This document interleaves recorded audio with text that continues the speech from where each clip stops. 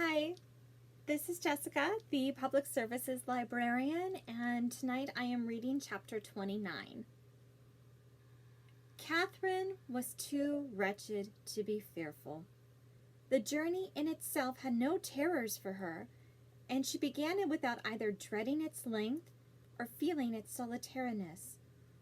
Leaning back in one corner of the carriage in a violent burst of tears, she was conveyed some miles beyond the walls of the Abbey before she raised her head, and the highest point of ground within the park was almost closed from her view before she was capable of turning her eyes towards it.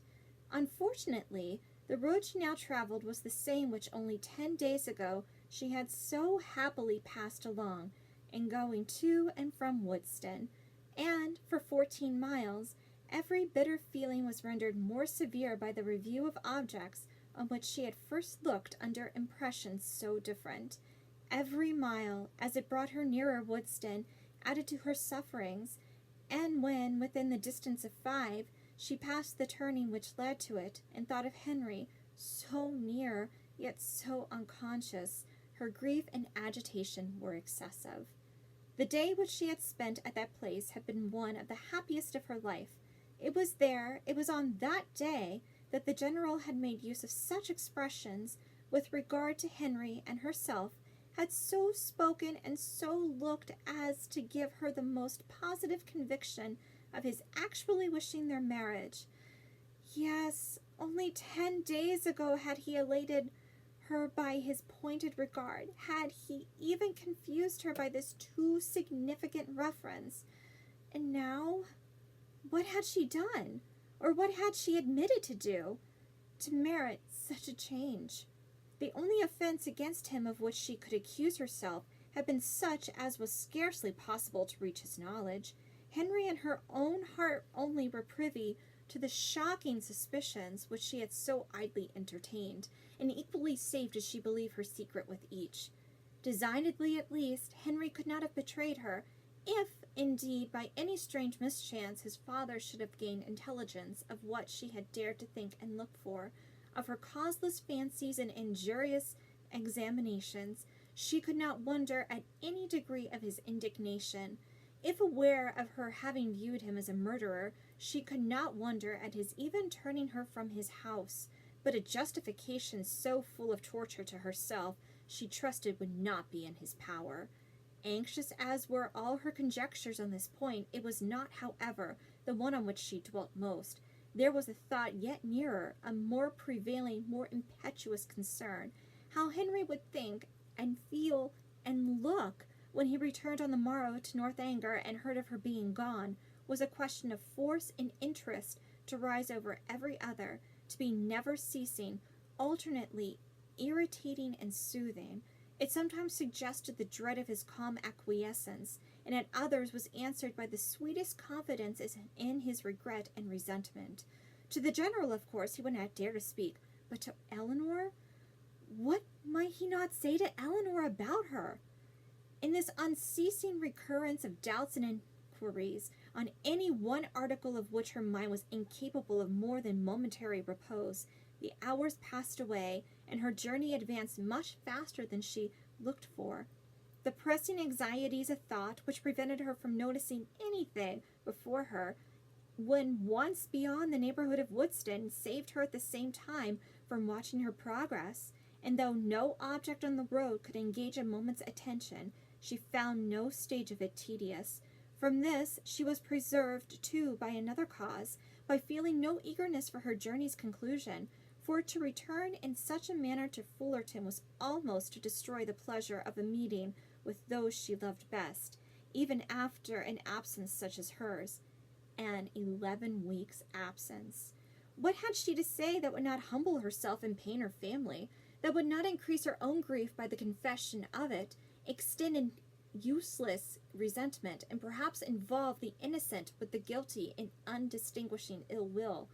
She could never do justice to Henry and Eleanor's merit. She felt it too strongly for expression, and should a dislike be taken against them, should they be thought of unfavorably on their father's account, it would cut her to the heart. With these feelings she rather dreaded than sought for the first view of that well-known spire which would announce her within 20 miles of home. Salisbury she had known to be her point on leaving Northanger, but after the first stage she had been indebted to the postmasters for the names of the places which were then to conduct her to it. So great had been her ignorance of her route. She met with nothing, however, to distress or frighten her. Her youth, civil manners, and liberal pay procured her all the attention that a traveler like herself could require, and stopping only to change horses, she traveled on for about 11 hours without accident or alarm, and between 6 and 7 o'clock in the evening found herself entering Fullerton. A heroine returning, at the close of her career, to her native village in all the triumph of a recovered reputation and all the dignity of accountants, with a long train of noble relations in their several phaetons, and 3 waiting maids and a travelling chaise and 4 behind her, is an event on which the pen of the contriver may well delight to dwell. It gives credit to every conclusion, and the author must share in the glory she so liberally bestows. But my affair is widely different. I bring back my heroine to her home in solitude and disgrace, and no sweet elation of spirits can lead me into minuteness. A heroine in a hack-post chaise is such a blow upon sentiment as no attempt at grandeur or pathos can withstand. Swiftly, therefore, shall her post-boy drive through the village amid the gaze of Sunday groups, and speedy shall be her descent from it. But whatever might be the distress of Catherine's mind as she thus advanced towards the parsonage, and whatever the humiliation of her biographer in relating it, she was preparing enjoyment of no everyday nature for those to whom she went, first in the appearance of her carriage, and secondly in herself. The chaise of a traveler being a rare sight in Fullerton, the whole family were immediately at the window, and to have it stop at the sweep gate was a pleasure to brighten every eye and occupy every fancy, a pleasure quite unlooked for by all but the 2 youngest children, a boy and girl of 6 and 4 years old, who expected a brother or sister in every carriage. Happy the glance that first distinguished Catherine, happy the voice that proclaimed the discovery, but whether such happiness were the lawful property of George or Harriet could never be exactly understood. Her father, mother, Sarah, George, and Harriet, all assembled at the door to welcome her with affectionate eagerness, was a sight to awaken the best feelings of Catherine's heart, and in the embrace of each, as she stepped from the carriage, she found herself soothed beyond anything that she had believed possible. So surrounded, so caressed, she was even happy. In the joyfulness of family love, everything for a short time was subdued, and the pleasure of seeing her, leaving them at first little leisure for calm curiosity, they were all seated round the tea-table, which Mrs. Morland had hurried for the comfort of the poor traveler, whose pale and jaded looks soon caught her notice, before any inquiry, so direct as to demand a positive answer, was addressed to her. Reluctantly, and with much hesitation, did she then begin what might perhaps, at the end of half an hour, be termed by the courtesy of her hearers an explanation, but scarcely within that time could they at all discover the cause, or collect the particulars of her sudden return.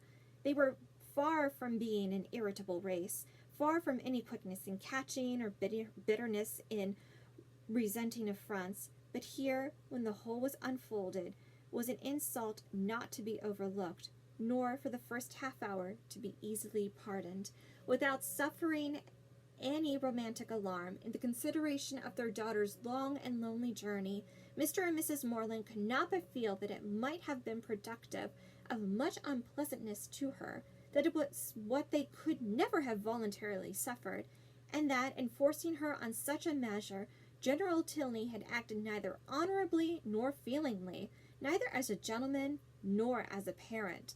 Why had he done it? What could he have provoked? What could have provoked him to such a breach of hospitality, and so suddenly turned all his partial regard for their daughter into actual ill will, was a matter which they were at least as far from divining as Catherine herself.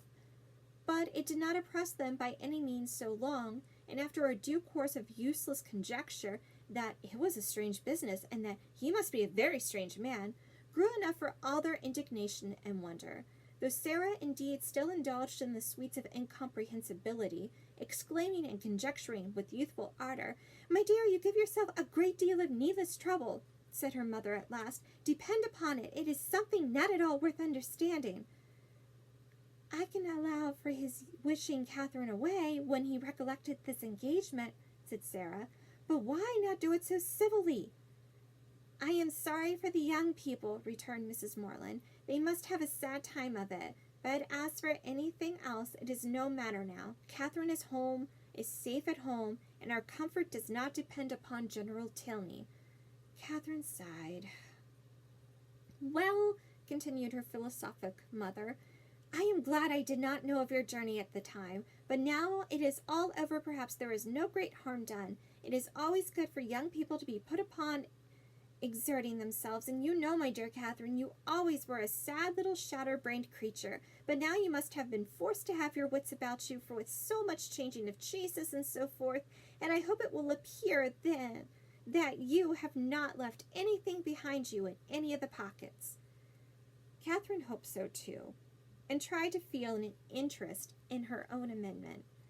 But her spirits were quite worn down, and to be silent and alone becoming soon her only wish, she readily agreed to her mother's next counsel of going early to bed, her parents seeing nothing in her ill looks and agitation but a natural consequence of mortified feelings, and of the unusual exertion and fatigue of such a journey, parted from her without any doubt of their being soon swept away, and though, when they all met the next morning, her recovery was not equal to their hopes, they were still perfectly unsuspicious of there being any deeper evil.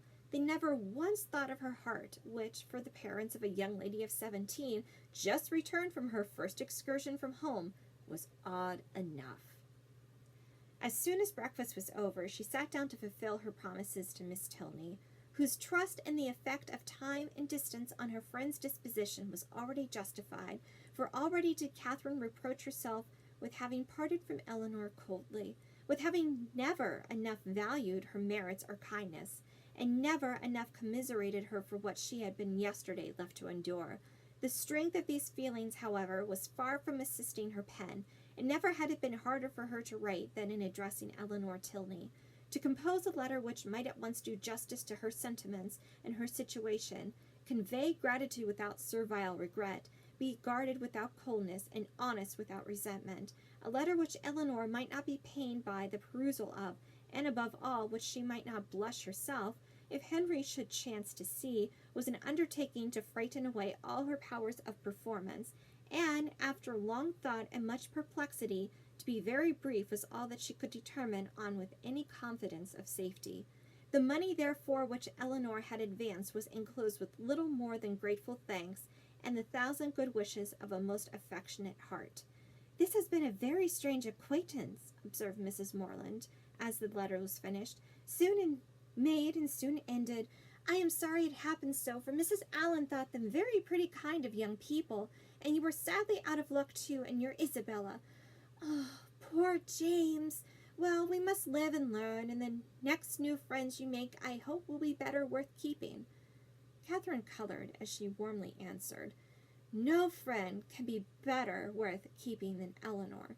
If so, my dear, I dare say you will meet again some time or other. Do not be uneasy. It is 10 to 1, but you are thrown together again in the course of a few years, and then what a pleasure it will be." Mrs. Morland was not happy in her attempt at consolation. The hope of meeting again in the course of a few years could only put into Catherine's head what might happen within that time to make a meeting dreadful to her. She could never forget Henry Tilney, or think of him with less tenderness than she did at that moment, but he might forget her, and in that case to meet. Her eyes filled with tears as she pictured her acquaintance so renewed, and her mother, perceiving her comfortable suggestions to have had no good effect, proposed, as another expedient for restoring her spirits, that they should call on Mrs. Allen. The two houses were only a quarter of a mile apart, and as they walked, Mrs. Morland quickly dispatched all that she felt on the score of James's disappointment. "We are sorry for him," said she, "but otherwise there is no harm done in the match going off, for it could not be a desirable thing to have him engaged to a girl whom we did not had not the smallest acquaintance with, and who was so entirely without fortune, and now, after such behavior, we cannot think at all well of her. Just at present it comes hard to poor James, but that will not last forever, and I dare say he will be a discreeter man all his life for the foolishness of his first choice. This was just such a summary view of the affair as Catherine could listen to. Another sentence might have endangered her complacence and made her reply less rational, for soon were all her thinking powers swallowed up in the reflection of her own change of feelings and spirits since last she had trodden that well-known road. It was not 3 months ago since, wild with joyful expectation, she had there run backwards and forwards some 10 times a day, with a heart light, gay, and independent, looking forward to pleasures untasted and unalloyed, and free from the apprehension of evil as from the knowledge of it. 3 months ago she had seen her all this. And now, how altered a being did she return?